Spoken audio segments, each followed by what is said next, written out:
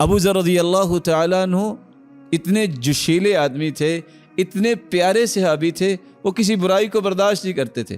ہوا یہ کہ ایک دن نکلے تو دیکھا کہ ایک جادوگر نے، عورت جو ہے وہ دوسری عورت کو لٹا کے وہ تلوار سے اس کی گردن کاٹ رہی، جدا کر رہی، اور تھا جادو۔ کہتی اوف سحر، جادو! دوڑے گھر، تلوار لائے اور اس کی گردن اڑا دی۔ حالانکہ ایسا کرنا چونکہ اسلام کی ابتدا تھی، بعد میں اصول و ضوابط بنے کہ یہ کام حکومت کا ہے، ہر بندہ اس طرح کا فردی جو ہے نہیں کر سکتا۔ تو بعد میں کیا کہتے ہیں، سلیہ الان، اچھا اپنی جوڑ کے دکھاؤ نا ذرا مجھے۔ وہ مر چکی تھی، وہ کیا جوڑتی۔ اس قدر قوت والے صحابی، لیکن جب اس کو گالی دی گئی وہ چپ رہے۔ کچھ کہنا چاہتے تھے تو گالی دینے والے نے کہا اگر تم نے کچھ کہا نا میں 100 گالیاں دوں گا۔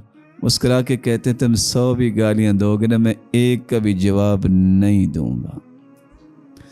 رسول اللہ صلی اللہ علیہ وسلم نے ایک مثال پیش کی ہے جس کی زاویہ تو بہت ہے، لیکن میں ایک زاویہ رکھوں گا۔ المؤمن مرآۃ المؤمن، مومن کے لیے آئینہ ہے۔ آئینے کی ایک صلاحیت یہ بھی ہے کہ اگر ایک ہی آئینے کو پکڑ کے 1,00,000 لوگ دیکھیں تو آئینہ دکھا دیتا ہے نا چہرہ، کہ 100 کے بعد کہے گا بس بھی کرو، اب میں نہیں دکھاؤں گا۔ آئینے کے اندر یہ صلاحیت حالانکہ بے جان ہے، روح نہیں ہے، کہ آپ بیماری کی حالت میں دیکھو یا صحت کی حالت میں دیکھو، آپ کو دونوں حالتوں میں چہرہ دکھائے گا۔ یہاں بہانے کیا ہے، میں نہیں کام کر سکتا، کام کیا ہے، بڑے کا احترام، چھوٹے پہ شفقت، نماز کی پابندی، ذمہ داری کا احساس اور اپنی ذمہ داری کا شعور، اپنے فرائض کی پابندی، ان کی ادائیگی پہ فکر مند ہونا۔ بس جی کیا کریں، کتنے لوگوں کے ساتھ کریں، اپنے کیا کتنے لوگوں کے ساتھ ہے۔ 1,00,000 لوگ بھی آئینہ دیکھیں، آئینہ انکار نہیں کرتا۔ اللہ کے رسول بھی ایسے ہی تھے، قد حطمہ الناس، آخری عمر میں بیٹھ کے تہجد پڑھتے تھے، لوگوں کے کام کر کر کے لوگوں نے توڑ دیا تھا۔ باوجود اس کے کہ آپ کو اگر غصہ آ جائے، کچھ غسیلے اور کٹیلے لوگ بھی ہوتے ہیں، بس آئی بس توڑ دی چیز، بعد میں رونے بیٹھ گئے، آپ اس آنے کو توڑ بھی دیں گے۔ آپ ذرا اس کے ایک ٹکڑے کو سامنے کر کے دیکھیں، آپ کو چہرہ نہیں دکھائے گا، پھر بھی آپ کو چہرہ دکھائے گا۔ یہی ایک مومن کے ادب و آداب کی بات ہے کہ دنیا گالیاں بھی دیتی ہے، دنیا تانے بھی دیتی ہے، الزامات اور اتہامات بھی لگاتی ہے، وہ اپنی خیر خواہی نہیں چھوڑتا۔ ہم کس کے امتی ہیں کہ اللہ کے رسول صلی اللہ علیہ وسلم کو بے انصاف نہیں کہا گیا؟ فرمایا اِلَّمْ أَعْدِلْ فَمَنْ يَعْدِلْ، اگر میں بھی انصاف نہیں کرتا تو کون کرے گا؟ ایسے بھی بدبخت آئے جنہوں نے کہا کہ نعوذ باللہ یہ پیغمبر فراڈ کرتے ہیں، والعیاذ باللہ۔ قرآن نے آیت اتار دی، اللہ تعالیٰ نے وَمَا كَانَ لِنَبِيٍّ أَن يَغُلَّ، نبی کے لائق ہی نہیں ہے خیانت کرنا۔ لوگوں نے یہ بھی کہا دیوانے ہیں، جادوگر ہیں۔ تو میں آپ سے بھی یہ بات امام شافعی کی پیش کرنا چاہوں گا، اس نے مجھے تو بہت نفع دی ہے۔ من اراد ان يسلم من کلام الناس فهو مجنون، جس شخص کا یہ رویہ ہے کہ میرے بارے میں بس کوئی بات نہ کرے، میں مقدس گائے ہوں، اس کے بارے میں کوئی بات نہیں ہونی چاہیے، دیوانہ ہے۔ کیسے دیوانہ ہے؟ لأنهم قالوا عن الله ثالث ثلاثة، اور لوگوں نے تو اللہ کو بھی ایک نہیں کہا، کہتے ہیں 3 اللہ ہیں، انہوں نے تو اللہ کو بھی معاف نہیں کیا۔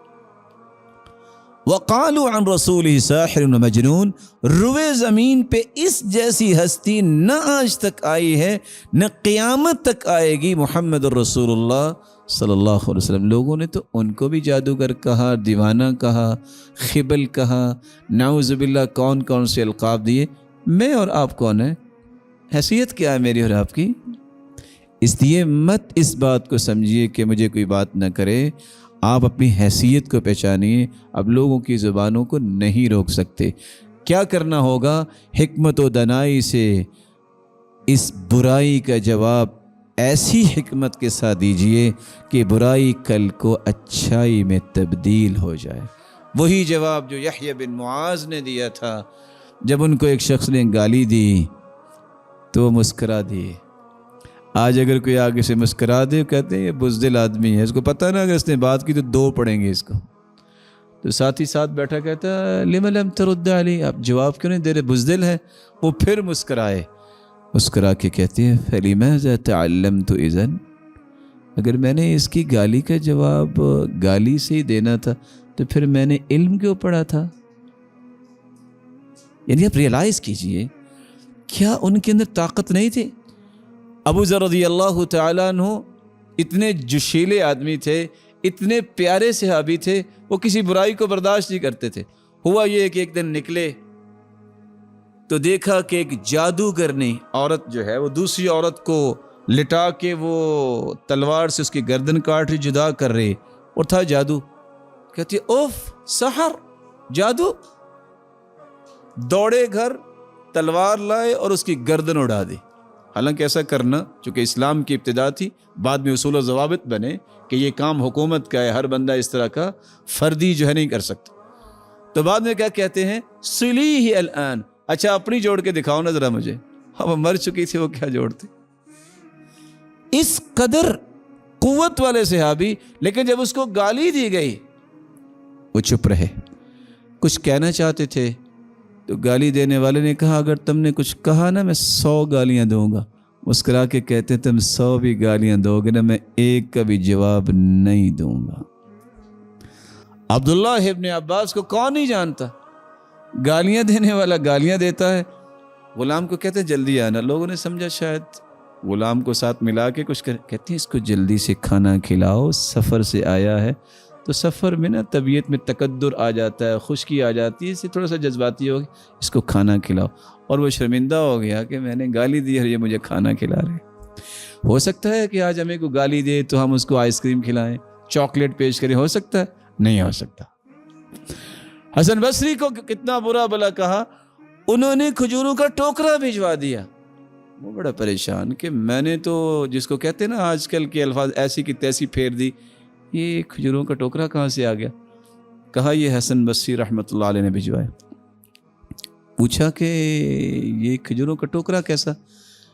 کہتے ہیں مجھے پتہ چلا تھا کہ آپ نے کافی مجھے نیکیاں دی، تو مجھے تو آج پتہ چلا کہ بغیر تنخواہ کے بھی کوئی نیکیاں دے سکتا ہے، تو میں نے کہا جو میرے لیے اتنی نیکیوں کا بندوبست کر رہا ہے گالیاں دے کے برائی کر کے، تو چلو میں بھی اس کا منہ میٹھا کروا دوں۔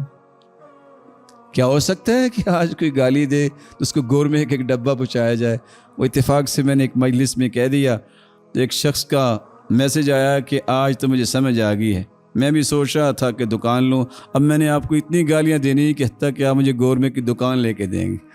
میں نے کہا دکان اللہ آپ کو 2 دے دے، اب گالیاں دے کے نہ لے، اللہ تعالیٰ آپ کو 2 سے 3 دے دے۔ تو ادب و آداب یہ ہے کہ آپ کے اندر یہ وسعت ظرفی آ جانی چاہیے کہ کچھ بھی کوئی کرتا ہے میں اپنے اس لیول سے نیچے نہیں آؤں گا۔ میں نے اپنے ایک لیول طے کر لیا ہے، وہ کیا ہے؟ ایک نفع مند انسان، ایک صالح انسان، ایک بہترین اچھا شہری اپنے جس وطن میں ہوں گا، میں اپنے اس لیول سے نیچے نہیں آؤں گا۔